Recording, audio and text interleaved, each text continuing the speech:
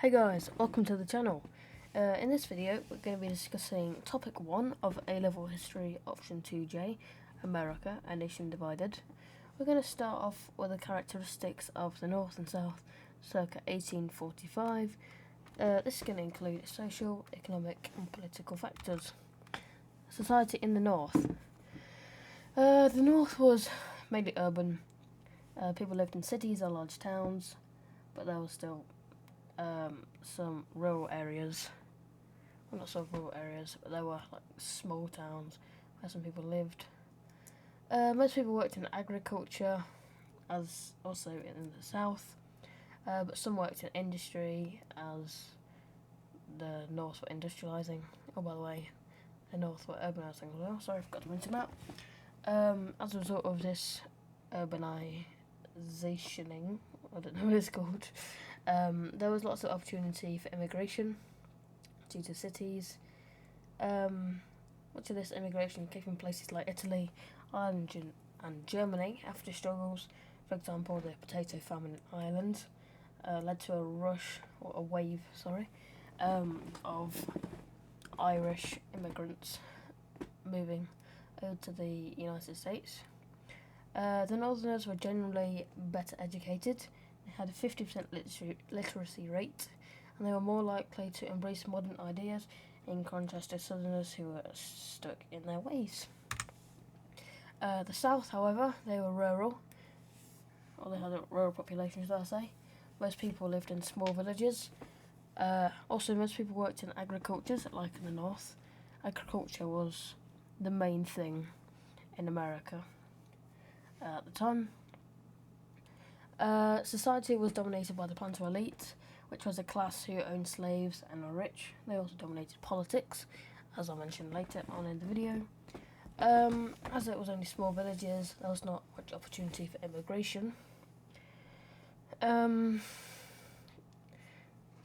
Southerners were not very well educated in comparison to the Northerners, with only a 25% literacy rate. And the Southerners believed that they were superior in their manners, and as mentioned earlier, they preferred their traditional way of life and disliked change. Politics now. In the North, politics was mainly dominated by the Whigs, which were a political group who were anti-slavery. They wanted federal rights and state governments to be based on federal design. They wanted a large and strong federal government. Whigs and Democrats both tried appealing these voters, as also seen in the South. However, it was the Whigs who'd essentially get the majority of the vote, should I say. However, only males with high wealth or property owners were able to vote. A key idea of the Whig Party, they wanted to restrict slavery, or those who were extreme, I guess you could say, wanted to abolish it or get rid of it completely, and they'd most likely turn out to be abolitionists in the future when they sparked, I guess. Politics in the South. This was mainly dominated by a political party called the Democrats. These were a group who were pro-slavery. They wanted states' rights. One of the things they wanted was they wanted to take their property anywhere with them, which meant free or slave states, which meant slaves, which would directly go against what free slaves wanted. Obviously, they wouldn't want slaves in an area which is a free state. Southerners also wanted a smaller and weaker federal government and believed that states should have the power to decide. And as mentioned earlier, Whigs and Democrats both tried appealing Southern voters as well.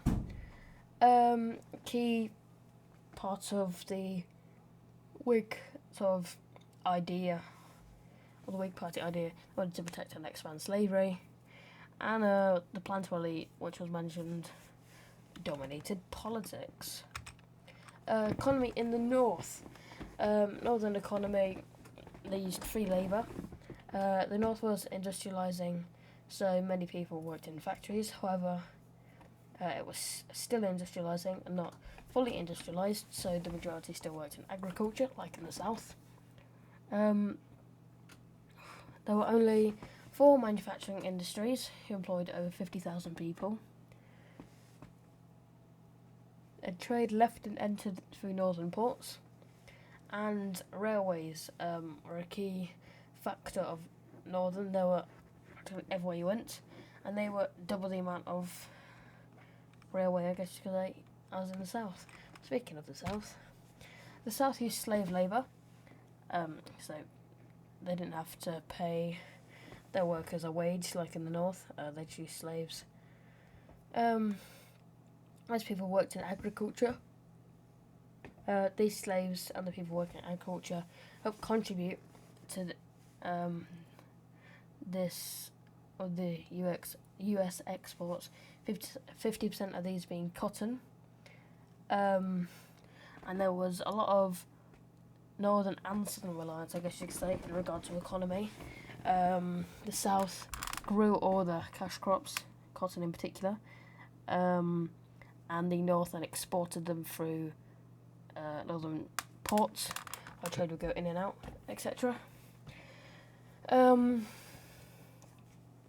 south wanted to improve railways and telegraph networks like the north, and we're doing so, just not at rapid extent as the north. And there was some industry, but as mentioned, not as much as the south, are seen as the Tredegar Ironworks in Richmond, Virginia. So that's going to be all for today's lesson. Hope you guys have a great day. And yeah.